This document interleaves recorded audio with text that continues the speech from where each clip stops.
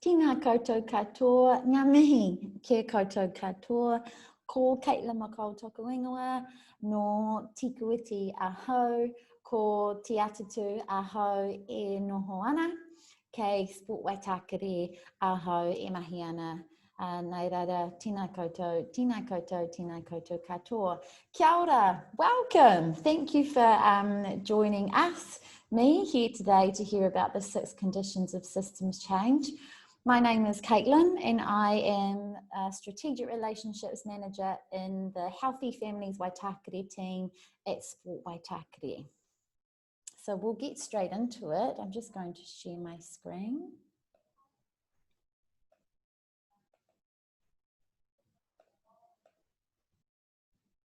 Okay.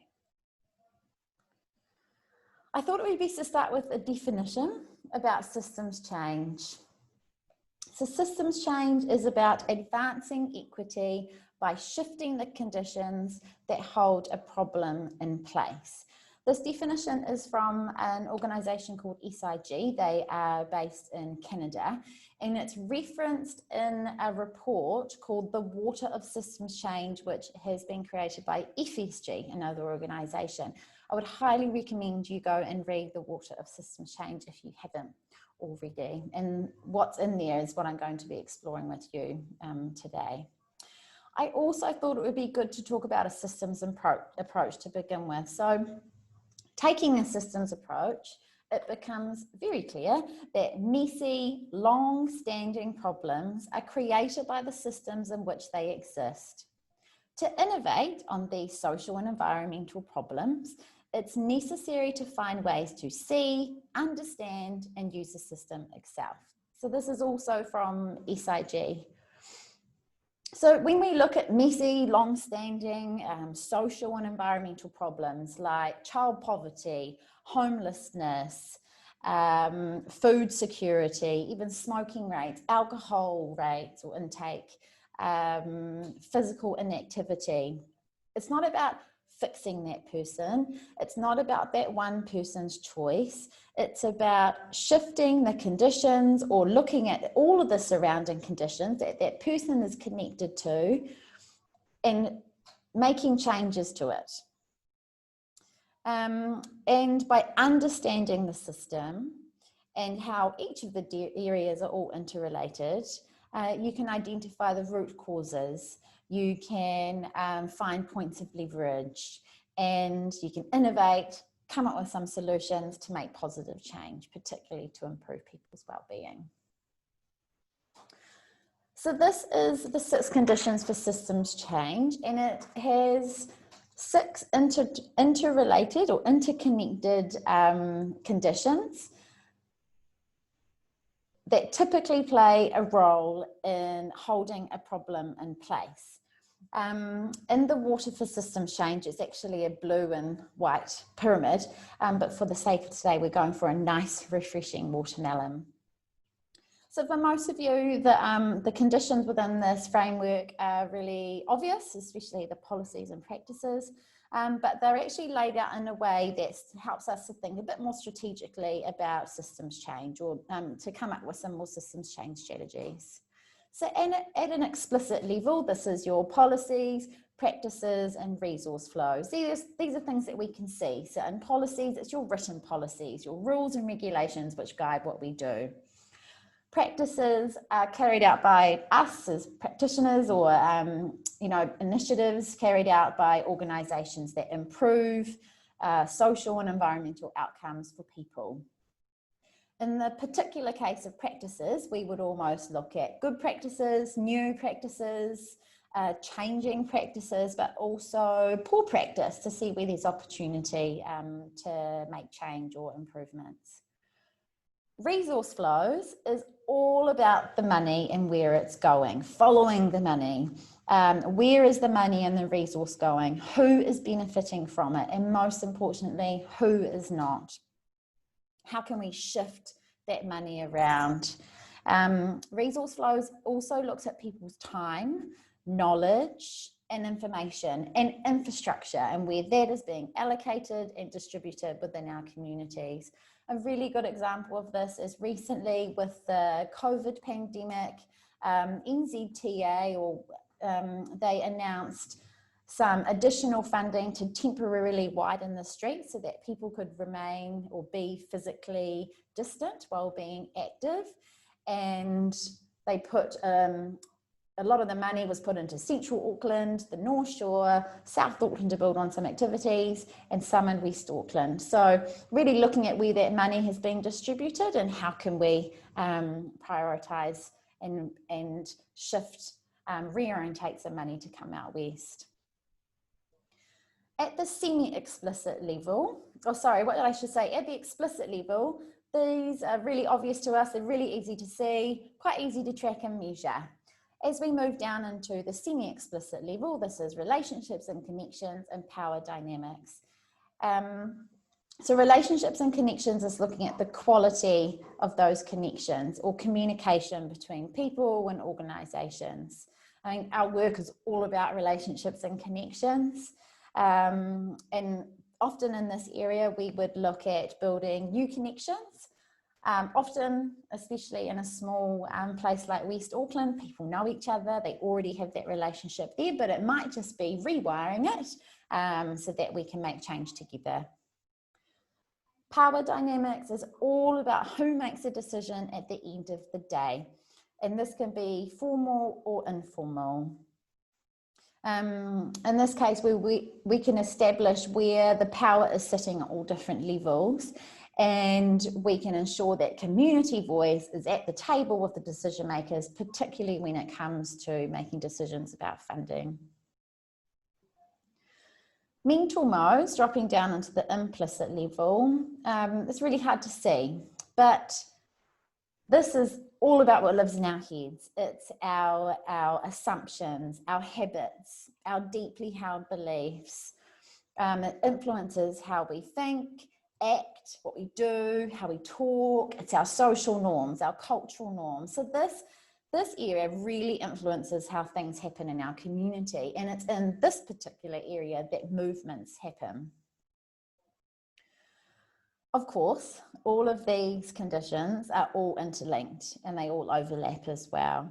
One thing I really want to point out is that the pandemic period or COVID-19 really highlighted or demonstrated how quickly systems can change when they need to, and particular areas can shift really fast.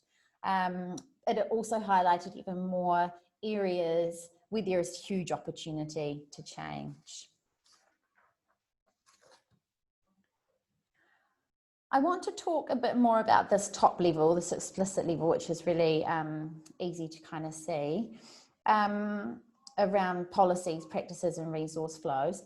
FSG research found that particularly in the not-for-profit sector, we're really good at working or in carrying out initiatives that make change, positive change in these areas, which is effective. But if we went that step further down into make change in relationships and connections, power dynamics, and down into mental modes,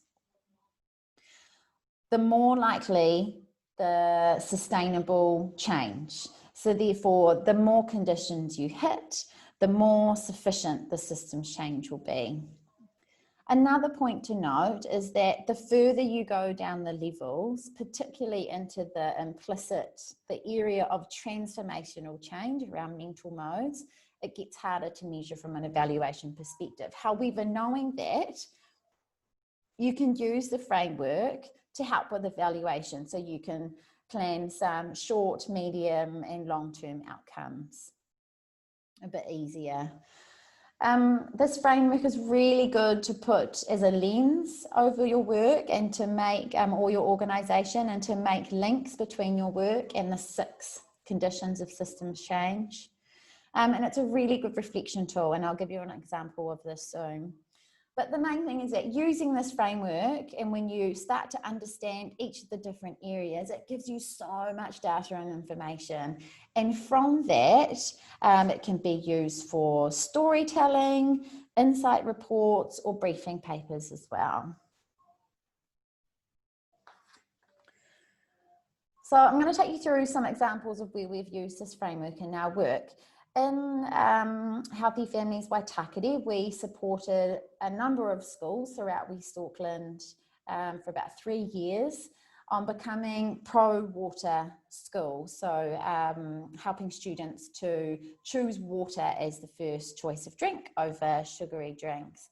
So by taking a systems approach and using systems thinking and co-designing with particularly students on what a pro-water school looks like, we were able to make transformational change.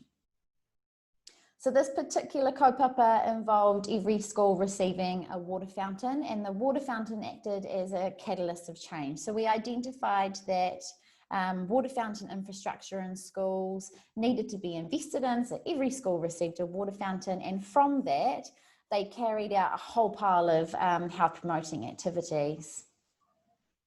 When we looked back on all of the activities that the schools had carried out and all of the outcomes that had happened over the years, we were able to reflect using this framework, and we could actually link all of the different outcomes to the conditions. So under policies, students led a lot of policy development or improvement.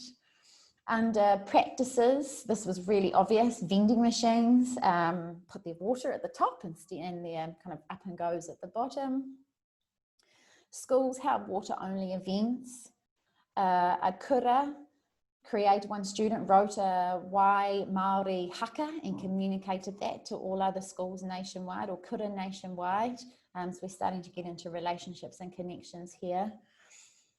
But we also, after the 3 years, we had a whole pile of insights. And so we put this together for the Ministry of Education to consider when they're out doing new builds or upgrades to schools, that they consider what we had learned around water fountain infrastructure and what is kind of the gold standard of water fountain infrastructure when it comes to schools.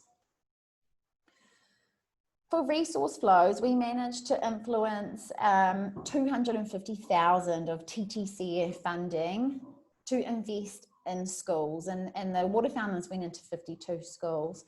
From that, because schools saw the value of the water fountains, they started investing in more water fountains.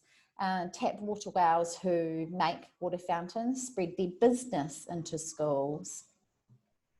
Under relationships and connections, the schools that were promoting whole pile activity around being pro-water started to share their successes in their communities of learning and started to support other schools who were also wanting to promote water as the first choice. In power dynamics, the hugest success of this whole entire kaupapa was that it was student-led.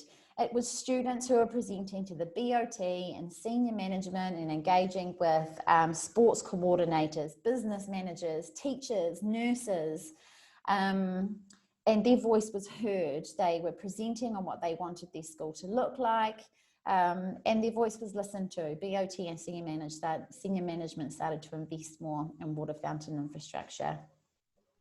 And under mental mode, students started encouraging the value of, or understanding the value of water, and they started encouraging others. School values and philosophies were linked to why, and this was really evident in a lot of the policies they created. And because schools were promoting water, they thought, what else can we do? What food do we have, and how can we promote some healthier food choices as well? Another place where we used this framework was on a day-long, one-day rapid co-design with physical activity and community stakeholders. And we were looking at the barriers to physical activity for women and girls, Māori and Pacifica, older adults, and low socioeconomic groups. So we mapped the barriers to the conditions. These are just some of them. So under policies, it was around urban design, and that a lot of our environments aren't attractive to help people be physically active. Under practices, the group established that activities and programs are standardised and not designed by those in the community. For resource flows at a family level, we talked about competing priorities for budget, so that you know, the resource and the money that families have available after childcare, transport, food and housing. There's not much less for physical activity. For relationships and connections at an organisation, stakeholder, collaboration level, it was at the competitive funding model that it currently exists, puts us in a tricky spot when it comes to going for funding for initiatives. And for power dynamics, the group established that there is a lack of Māori voice in decision-making, policy development and funding, and that often expert-led decisions are often more heavily weighted than what community want. So the voice of community is not placed as of equal value to the voice of the experts. And under mental modes at an individual kind of family level, it's that there is a lack of positive role models from different cultures, ages and genders in the physical activity sector, particularly the sporting sector.